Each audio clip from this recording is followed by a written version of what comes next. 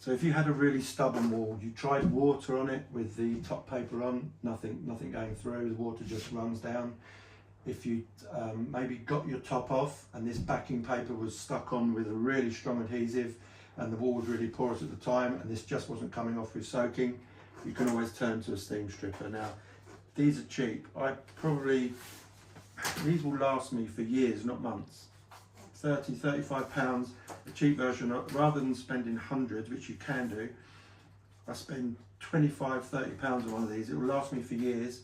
When it blows up, breaks, just buy a new one. We use them quite often. Fill these containers up with water, plug it in, wait for the water in the container to boil, turns into steam. I normally leave mine on top of a bucket while it's heating up. So when the steam first comes out, a load of water comes out first, like it would be with a kettle, and then the steam comes through. When the steam's coming through, you place it onto the wall. This is reasonably sealed.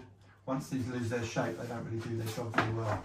Steam coming through the hose into the plate, that will permeate the paper much better than just soaking it with cold water or warm water. The steam will lift everything in one go, or just the backing paper if you need. The reason we don't use these too often, I would rather take this off with the method I'd shown you first. See how easy this is coming off now. Now it's been soaking for a few minutes. That's quite satisfying. Sad person I am. Look how lovely that paper comes off. Give it time and it will come off like that.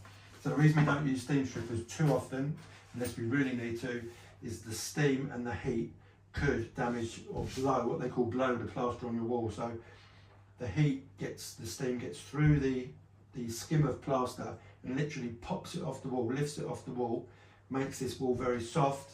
It can just fall off, or while you're stripping the paper, you'll dig the wall so often because this plaster has been softened. So only use a steam stripper if you really have to.